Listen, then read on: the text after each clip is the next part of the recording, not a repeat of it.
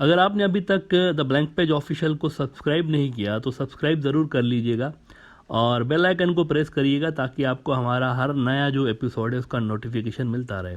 Indian foreign minister Jaishankar साहब आधे दिन के दौरे पे, कुछ घंटों के दौरे पे बांग्लादेश पहुँचे हैं और बांग्लादेश से फिर वो जाएंगे कहाँ पे? भूटान।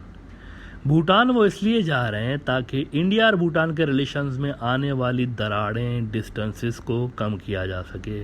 कुछ साल पहले जब चाइना डोकलाम में घुस के आया था, जो कि भूटान और चाइना के बीच छोटा सा डिस्प्यूटेड इलाका है लेकिन स्ट्रेटेजिकली बहुत ही सिग्निफिकेंट रीजन है, तो चाइनीज़ यहाँ आ गए थे।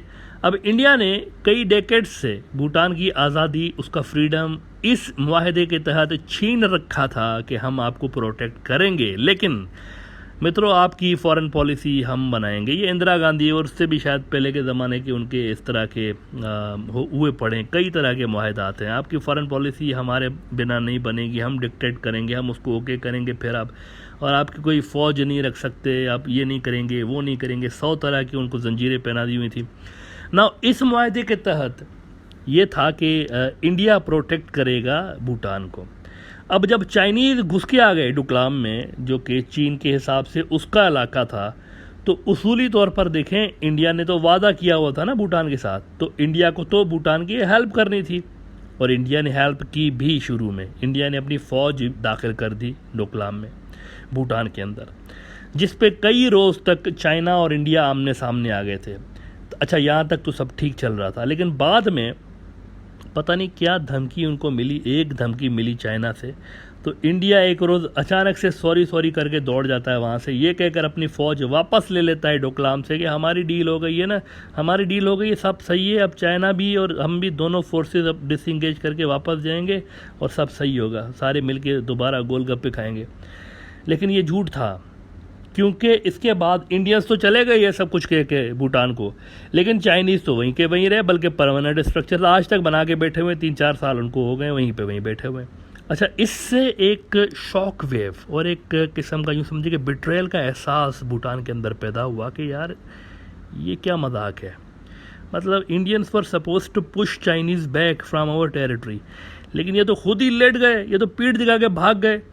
अभी ये अजब सी बात है। अच्छा, कहा जा रहा है कि इसके बाद ही भूटान और चाइना के बायलैटरल जो ताल्लुकात थे वो शुरू हुए। कुछ लोग कहते हैं कि this was a master stroke from China, वो भूटान को ये दिखाना चाह रहे थे कि भाई जिस भी आप आसरा करके बैठे हुए हैं ये तो कागजी शेर है, ये तो कोई हेल्प आपको नहीं करेंगे हमारे खिलाफ, और उन्होंने प्रूव करके दिखा दिया। तो कहा जा रहा है कि इसके बाद बायलैटरल ताल्लुकात दोनों के बने, बैकडोर डिप्लोमेसी खामोशी के साथ भूटान और चाइना की इसके बाद शुरू हुई थी, और भूटान खुद ही इंडिया के बिना, इंडिया को पूछे बिना चाइना के साथ अपने मसाइल हल करने लगा। पहले इंडिया से पूछता था ना, हर फॉरेन ऑफिस का उनका जो मामला होता था इंडिया के थ्रू जाता था, लेकिन इस हरकत के बाद उन्होंने खुद ही मामलात चाइना के साथ सेट करना शुरू किए। नतीजा ये हुआ कि इंडिया और भूटान रिलेशंस डाउन होते रहे स्लोली, और फिर गुज़िश्ता साल चाइना और भूटान ने हिस्टोरिकल एक MOU साइन कर डाला, जिसको बड़ा ब्रेक थ्रू माना जा रहा है दोनों के ताल्लुकात में। और इस MOU से इंडिया का रोल यूँ समझिए कि वहाँ की जो फॉरेन पॉलिसी है भूटान की, उसमें से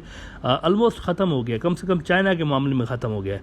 चाइना और भूटान खुद ही टॉक्स कर रहे हैं, बॉर्डर इश्यूज़ पे खुद ही वो डायलॉग्स कर रहे हैं। तो जयशंकर साहब अब उस खोई हुई जो उनकी अहमियत है, असर है, उसको बहाल करने के लिए अटैम्प्ट करने जा रहे हैं, अपनी भी कोशिश करने जा रहे हैं, लेकिन उनका ये दौरा मित्रों कामयाब होगा नहीं। इसकी वजह यह है कि चाइना और भूटान काफ़ी मामलों में आगे बढ़ चुके हैं, उन्होंने काफ़ी ज़्यादा एडवांसमेंट्स हासिल कर लिए हैं, एग्रीमेंट्स उन्होंने कर लिए हैं काफ़ी।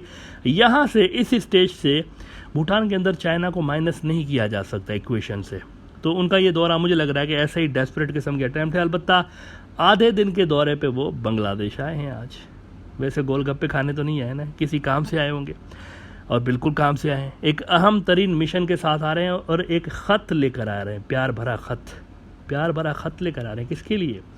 वो प्यार भरा ख़त लेकर आ रहे हैं शेख हसीना साहिबा के लिए, और वो ख़त असल में इनविटेशन लेटर है मोदी साहब की तरफ से शेख हसीना को कि आप पधारिए इंडिया, आइए इंडिया, आइए, आपका अपना दूसरा घर इंडिया, इधर आइए आप।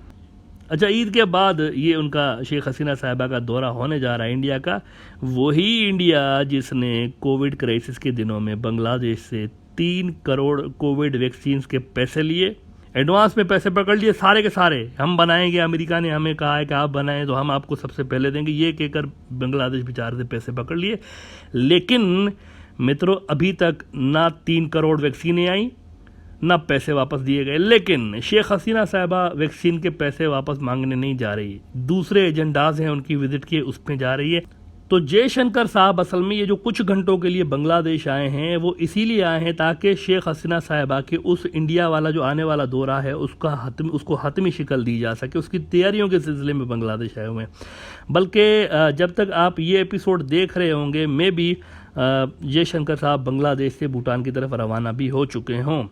2 डेट्स सामने आ रही हैं। एक तो डेट ये सामने आ रही है कि शेख हसीना रमज़ान के बाद चली जाएंगी, मई के आखिर में या जून के शुरू में। दूसरी जुलाई की डेट आ रही है कि probably she will be going to India in July. लेकिन क्या होगा इस विजिट में जो कि होने जा रही है? क्या होगा?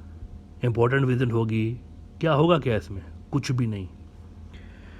लेट मी टेल यू, कुछ भी नहीं होगा। आई रिपीट, कुछ भी नहीं होगा। ना तो कोई बायलेटरल इशू हल होगा, बॉर्डर किलिंग्स का इशू नहीं होगा, तीस्ता का पानी चोरी का मसला कुछ भी हल नहीं होगा, या फिर इंडिया के अंदर जो बांग्लादेश का पानी कंट्रोल करने के लिए इलीगल बैराजेस बनाए गए हैं ये भी मसला हल नहीं होगा। कुछ भी नहीं होगा।